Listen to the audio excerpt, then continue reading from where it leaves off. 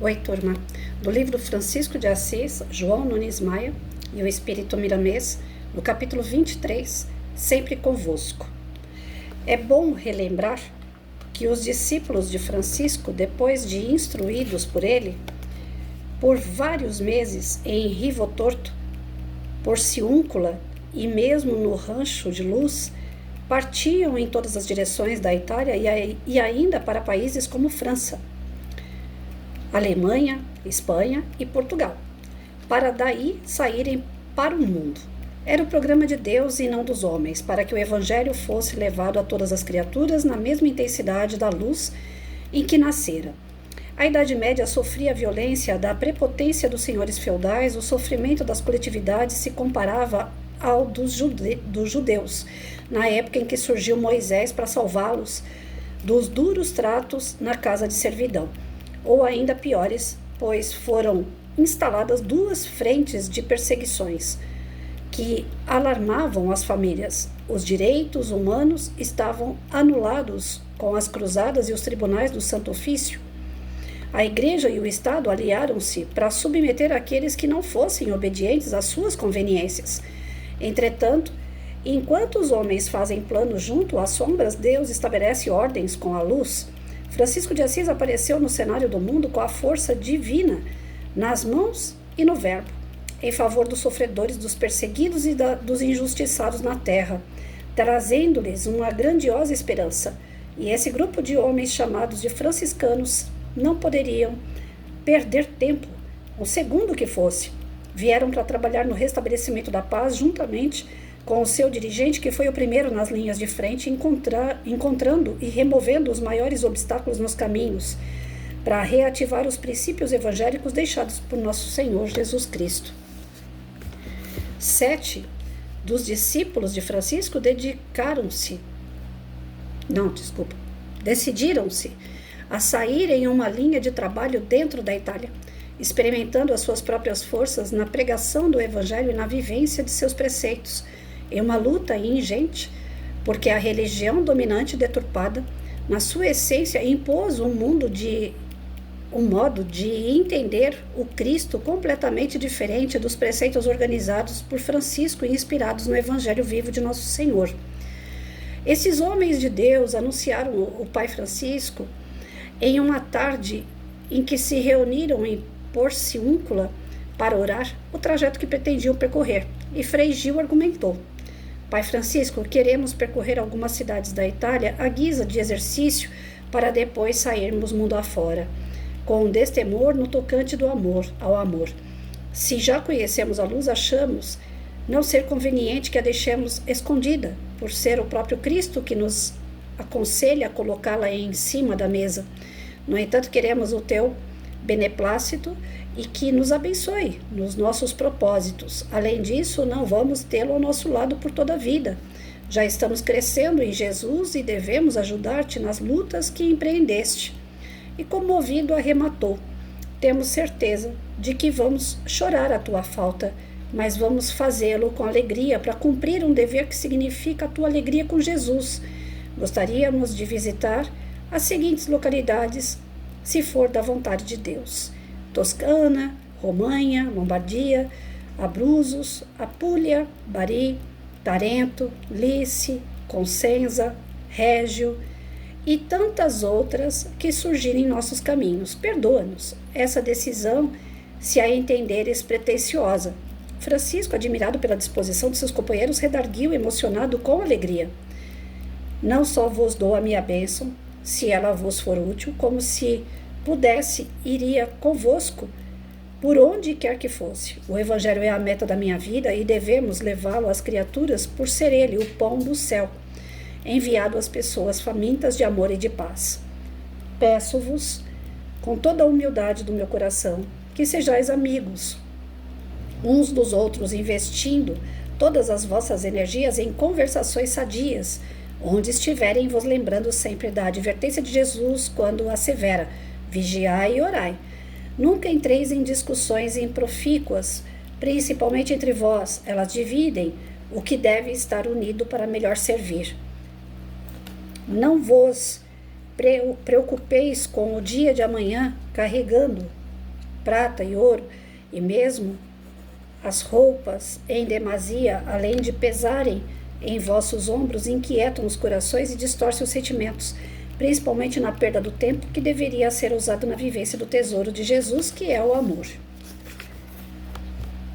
Confiai em Deus, que Jesus estará sempre em frente, preparando-vos lugar onde devereis ficar e principalmente servir. Jamais devereis vos preocupar com o que o povo possa pensar de vós. Ele é sempre influenciado pelas decisões do mando e das vestes, de cortejos e de apresentações de autoridades dos homens. Deveis firmar-vos em um só princípio, que é o de amar a Deus sobre todas as coisas e ao próximo como a vós mesmos. Aí está como nos faz compreender o Evangelho toda a lei e os profetas, e acrescentamos toda a vida. Ide, meus filhos, estaremos sempre juntos pela força do dever e da oração, e quando souberdes que alhures estejam alguns dos nossos companheiros, ide até eles, para receber o estímulo e também estimular aqueles corações do mesmo serviço que se dispuseram a fazer.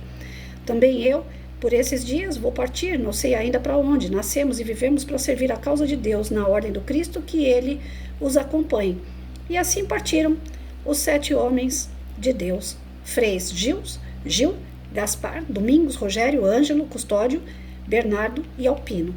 Certa noite, em que a alegria invadiu os corações no serviço da verdade, Frei Gil disse aos companheiros com bom senso: isso daqui eu vou deixar para amanhã.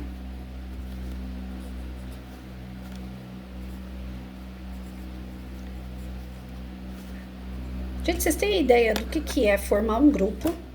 Esse grupo está praticamente assim equilibrado, né? Falando a mesma língua, não é para qualquer um, né?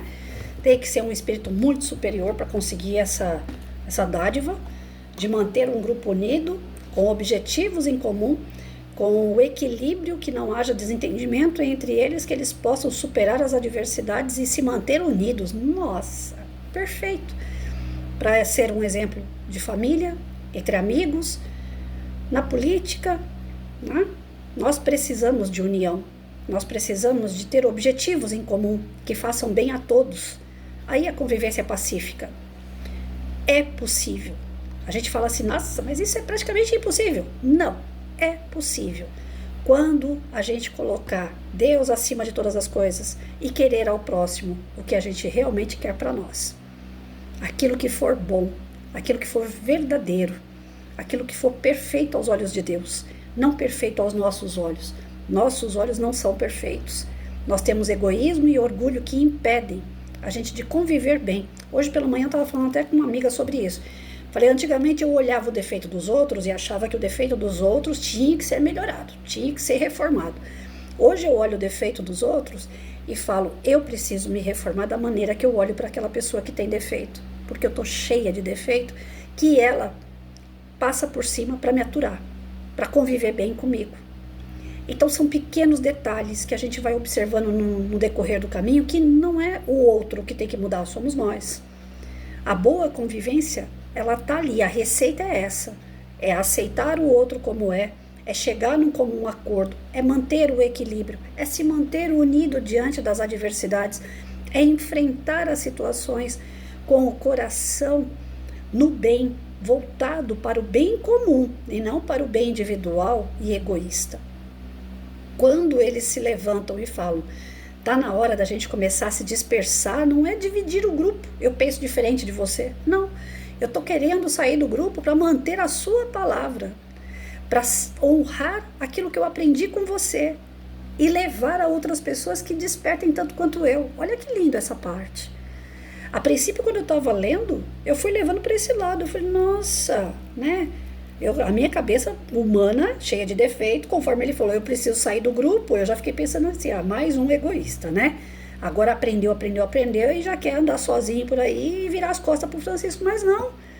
Olha que lindo que ele diz. Nós não temos você para o resto da vida, mas precisamos pregar aquilo que aprendemos com você. Dar continuidade aos princípios e valores adquiridos e levar isso como uma bênção às pessoas que tanto necessitam. Então, por que a gente demora tanto para entender que as coisas são assim? Não é que a pessoa seja dona da verdade. Francisco é um espírito superior e ponto. Não tem o que questionar. Eu, Patrícia, não posso ter o mesmo legado que Francisco, de jeito nenhum. Ninguém vai chegar em mim e falar assim, olha, eu vou dar continuidade ao que você fez, porque eu não sou exemplo para ninguém. Mas quantas famílias não se destroem porque o filho olha para o pai e para a mãe, mesmo nos acertos do pai e da mãe, eles falam, eu não quero repetir o que meus pais fizeram. Nós não vamos repetir os erros dos nossos pais. São imperfeitos tanto quanto nós, eles vão errar, nós erramos enquanto pais. É normal que os erros nós não queremos manter. Mas aquilo que meu pai me ensinou, olha, tem tanta coisa que eu falo do meu pai, eu sempre falo assim, meu pai, aquele mineirinho sem vergonha, que não tinha nem o ensino fundamental terminado direito, ele tinha uma sabedoria tão grande, tem coisas que ele falava que eu guardo, coisa simples, não é coisa assim, magnânima não, que nem do tipo, você passa por uma tormenta, ele falava assim, aproveita a tormenta e vê o lado bom dela, ela tem alguma coisa de bom para te mostrar. E dê risada, filha. Aproveita enquanto você tem dente, porque o dia que você não tiver dente vai ficar mais complicado. Você dá risada, a dentadura pode cair. Então, assim, coisas bobas, mas que, sabe, trazem aquele conforto, algo que eu aprendi e que eu levei adiante. E quando algum amigo meu, quando alguém fala assim, Patrícia, fala do teu pai, parece que a gente conhece teu pai, porque eu tô lembrando o legado dele, por mais simples e humilde que seja, são coisas bobas, mas com valor. Então, o que nós estamos perdendo? É isso, dar continuidade ao que é bom. As pessoas querem romper com o passado de uma forma brusca. Aquilo que você aprendeu deixa de ter valor, porque não, eu vou procurar outro caminho completamente diferente. Eu não quero ser aquilo, eu não quero viver aquilo. Mas tem coisas boas, não é só coisa ruim. E essas coisas boas a gente tem que permanecer com elas. A nossa sociedade está se destruindo em razão do quê? Da divisão, onde cada um quer pensar sobre as situações de uma maneira ímpar, de uma maneira individual e egoísta, onde ninguém se entende, todo mundo quer impor ao outro a sua verdade. Os governos estão se aproveitando disso e gerando cada vez mais discórdia para enfraquecer cada vez mais a sociedade e manter maior o controle. E nós estamos fazendo o jogo deles. Por quê? Porque eu não quero pensar pela cabeça do outro, porque eu não quero dar continuidade àquilo que eu aprendi que seja bom. Eu quero ser diferente. Nós somos diferentes. Nós não queremos ser, nós somos. Mas nós podemos ter o equilíbrio e a harmonia de conviver bem. E isso traz segurança, isso traz união, isso traz força. E ninguém derruba. O legado de Francisco ninguém vai derrubar. Porque ele conseguiu plantar entre esses homens o respeito, o equilíbrio entre eles. Então é isso. Né? Fica pra gente hoje essa lição. Vamos tentar resgatar aquilo que era bom lá atrás. E que dá para dar continuidade. Não precisa se perder, não precisa ser tudo tão diferente assim. Dá para a gente manter princípios e valores do passado que resgatam os bons relacionamentos familiares, de amigos. Aí a gente vai levando para fora, para o trabalho, para o meio que você vive social, para o meio político e assim em diante, né? Nós temos que aprender com os nossos erros. O nosso maior erro, eu pelo menos encontrei até agora, é o homem, quando eu falo homem, é o homem, é a mulher, querer impor a sua ideia ao outro. Isso daí sempre gerou conflito. Guerra de territórios, conquista de territórios, mortes, guerras, dominação, militância. Então, assim, para quê? Se tem espaço para todo mundo. Por que eu preciso ficar impondo? Se eu posso agregar com aquilo que eu sei, se eu posso ajudar com coisas boas, né? A gente está perdendo muito com isso, porque as ideias vão se perdendo junto, os valores, os princípios vão caindo, como eu falei, as estruturas vão sendo abaladas e as pessoas vão se desunindo cada vez mais. Jesus não veio para acabar com as leis mosaicas. Ele falou que não veio para destruir lei, ele veio para complementar, ou seja, ele veio para unir. E veio Francisco para unir.